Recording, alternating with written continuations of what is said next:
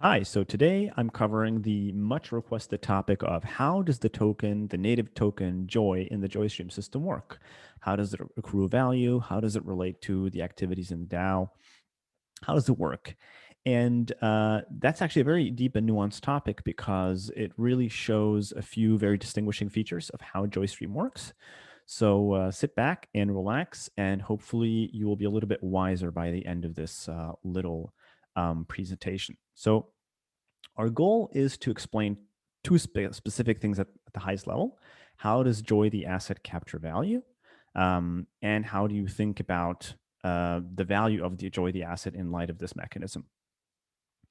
So, in order to explain that, we need to first think about the primary requirement that we set forth when Joystream as a platform was being designed. And that was that content consumers did not require buying, storing, backing up, and using Joy in order to access the content and the creators in the system in a sustainable way.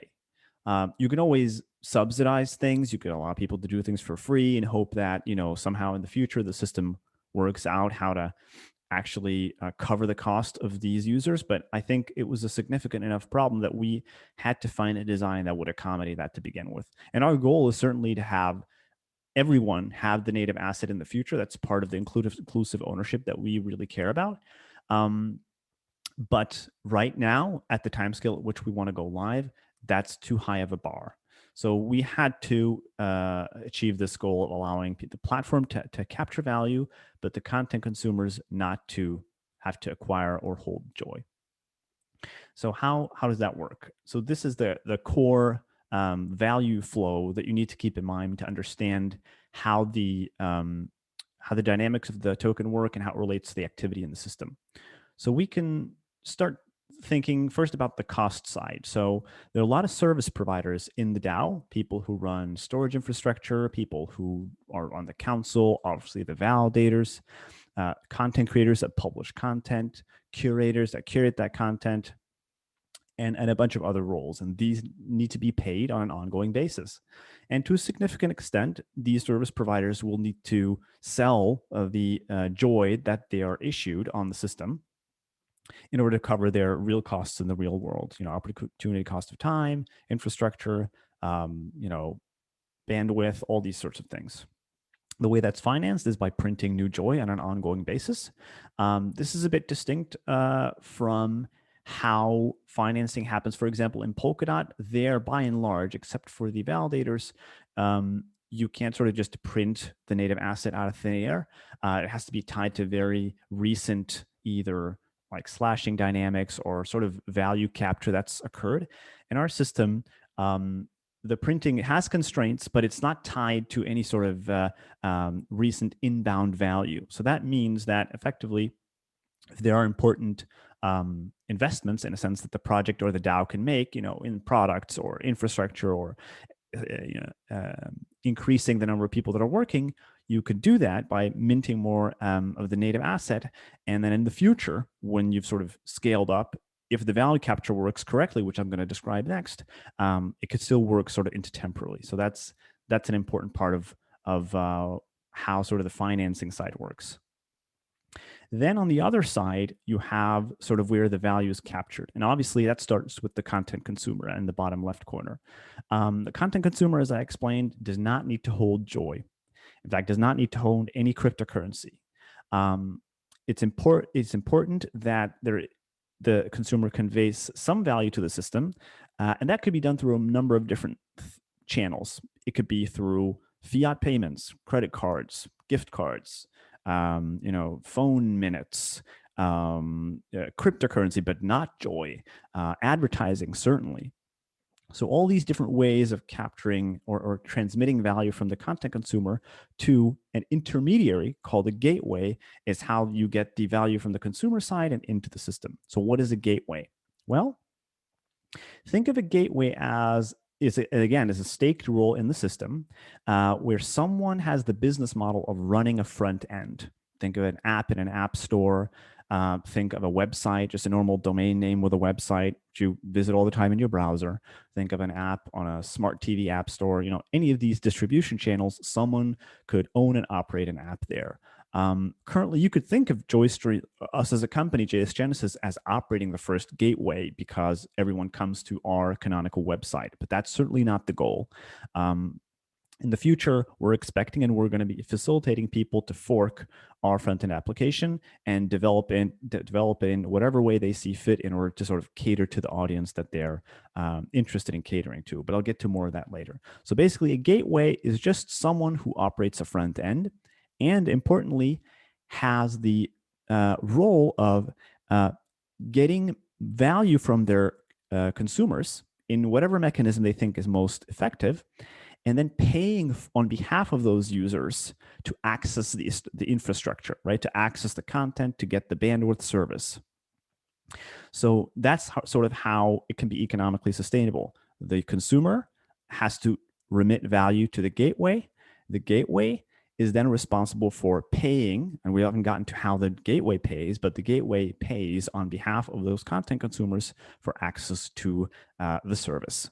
And the way that paying happens is basically that the gateway takes whatever revenue it gets from its operations, its advertising, its Visa payments, whatever. It has to go into the market, buy joy. Then some part of that joy has to be burned at a rate that the DAO itself sets. And that burning operation, in a sense, you could think of as a buyback, sort of as an analogy to sort of public companies, for example. Public companies at certain times choose to use company assets to buy back their shares on the open market and take them out of circulation or burning them. Now, theoretically, at least, that should not have an impact on prices in normal markets because you're taking the assets of the company and you're using them to buy back the shares at the market price. So if everything is rational, nothing should happen. The reason it does cause appreciation in this context is that it's not the assets of the DAO that are being used to finance the buyback on the market. It's part of the revenue that the gateway is able to generate from its users. Okay, so that's the core insight, but we're going to unpack this a little bit. So if you can zoom in a little bit further on the gateway, you can see sort of the details of what actually happens.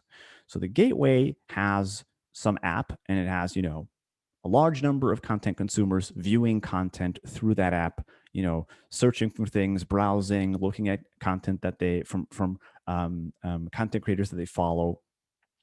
And obviously, because the operator owns the application, they get very sort of granular and authentic telemetry from those consumers about what they're actually doing.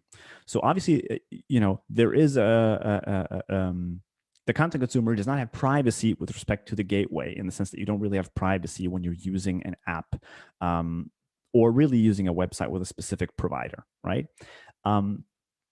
Now, what the gateway also has to do is it has to open a sort of payment relationship through the relevant bandwidth providers. These are the roles in the system that transmit data to the content consumers. This payment relationship is known as a payment channel or a state channel. If you don't know what that is, it's not so important. You can think of it just as a way to frequently pay someone without having to make a transaction all of the time. So it's sort of like a check or a sequence of IOUs that you keep sending, and then at the end of the day or at the end of some interval, you could the bandwidth provider can cash the check and get the money out. And it's in this cashing out step that some of the value that the gateway has sort of locked up in this channel is burned, and some of the value goes to the bandwidth provider. And the really nice property of this arrangement is that the gateway is really able to because the gateway knows that it can trust, in a sense, the data reported by its content consumers. It's applying some kind of anti-Sybil mechanism, whether it's CAPTCHAs or email verification, or if it's some sort of incumbent payment system. Then it has some way, it has some connection to the user where it can be reasonably certain that it can trust them. So that means when it gets one of these payment requests from a gateway, it can check whether how much it's claiming it needs to be paid for, let's say, the last hour, where it's transmitted a bunch of gigabytes to its content consumers. The gateway can cross-reference its data and see, okay, this makes sense. So I will update sort of how much I owe this person. And if the bandwidth provider chooses, the bandwidth provider can sort of cash this obligation, and at that point, burning part of the joy, as I described prior. So that's sort of the way that the flow works. So I think a useful way of seeing how this works end to end is to walk through a little story. So imagine you have Adam. He is a Norwegian content consumer. He loves to consume content on his Samsung Smart TV in his bedroom. And he uses a Joystream application. And every month he pays the equivalent of $3 through a national payment system, which has 100% penetration called VIPs. Okay, so he does not use cryptocurrency. Now, on the other end of that relationship, you have Pedro. Pedro is a Spanish gateway operator. He got started in Joystream early in the day. He's one of the founding members, and he decided to take the front-end application that we've built called Atlas, to fork it, do a minimal amount of work, and make it work on the Samsung App Store. And he has focused on the Northern European market. He has been able to acquire two groups of customers, so to speak, about 3 million users that use a ad monetized version of the app, so they don't pay anything, similar to the normal YouTube experience. And then he has about 100,000 paying users that use a variety of different payment schemes that are popular in Europe, among one of them being VIPs that Adam uses. Now, what Pedro has to do is he has to operate a gateway node. This node services the front-end application that Adam runs, and it has to have these channels open to the different bandwidth providers. All this is automatic, but under hood, that's what's happening. So we can start to think about the economics of what Pedro has to deal with. So he knows that he makes about $0.1 per user. He's integrated with DoubleClick, which is a European ad exchange network, and he makes about $0.1.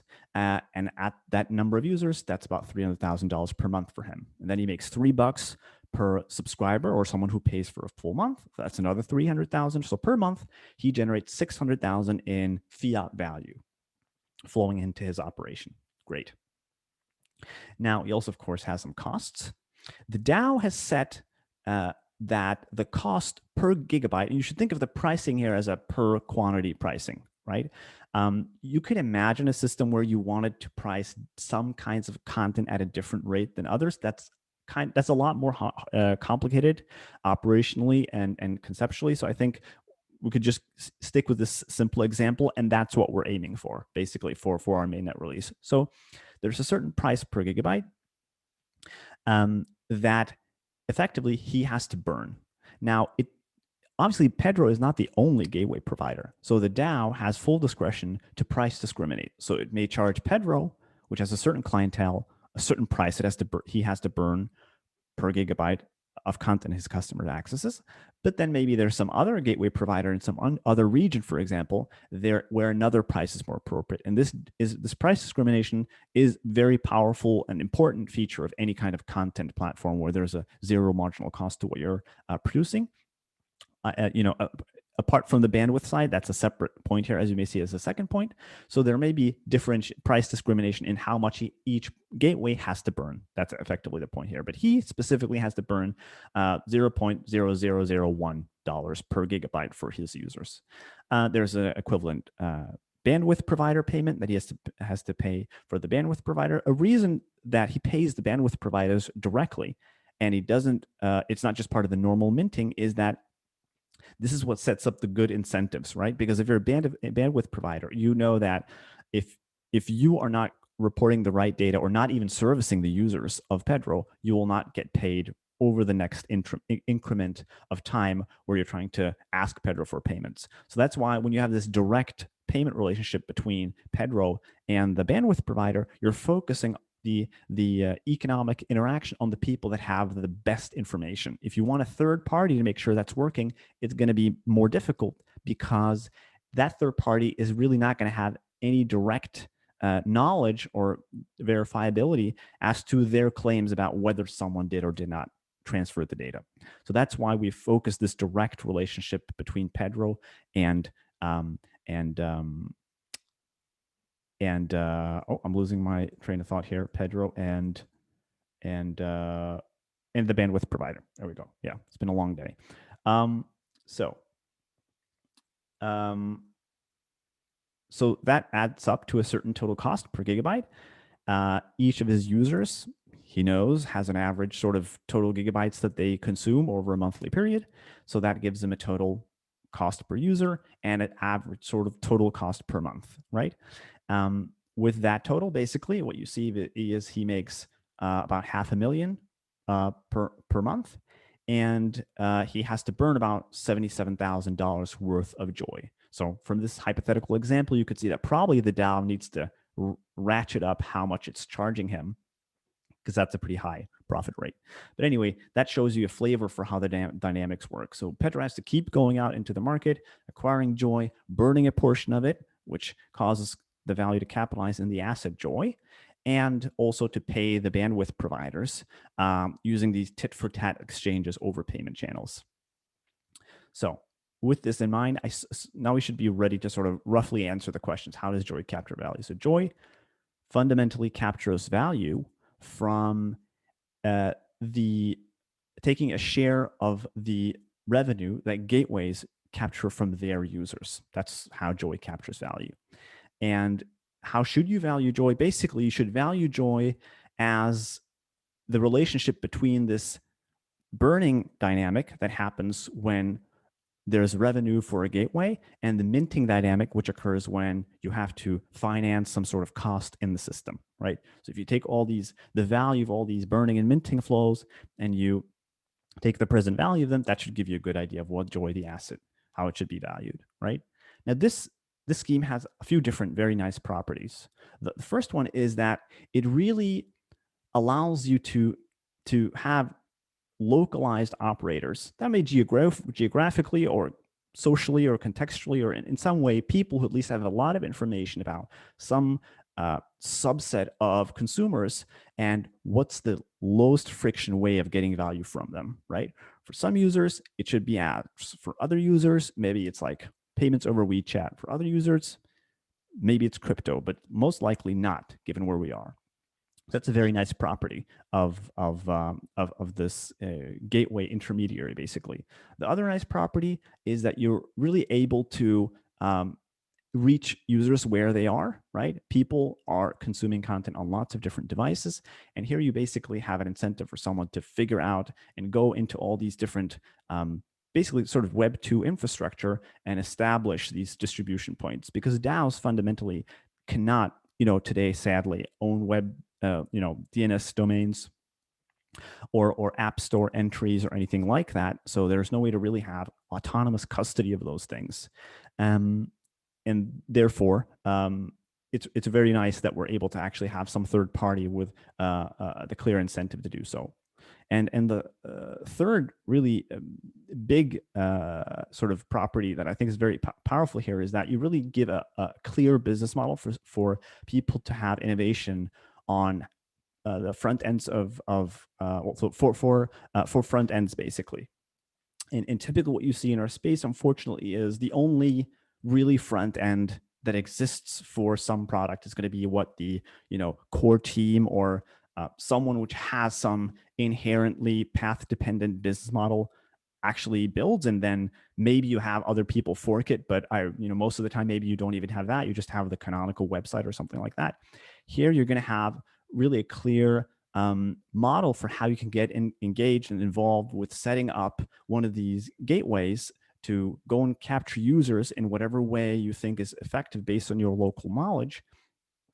And also to have and do innovation on the product side, right? In the beginning, people will, of course, be just forking what we've done, but this is an open blockchain. It's all the APIs are open and neutral. So you can imagine, over sort of the medium and longer term, an innovation, an explosion in the different product offerings people could do, right? You could imagine like there isn't a reason TikTok wasn't built on YouTube, right? If you had, someone in their basement who could build a service and a business on top of YouTube, and the APIs were open and neutral and we're going to get cut off.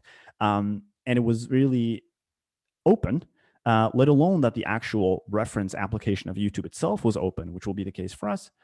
You could totally see someone building that years ago, right? But that's not really how Web 2 silos are constituted. So that I think is a big differentiator, and in the long term is going to be a big value add. So I hopefully that added some clarity, and thank you for staying with me to the end. Bye.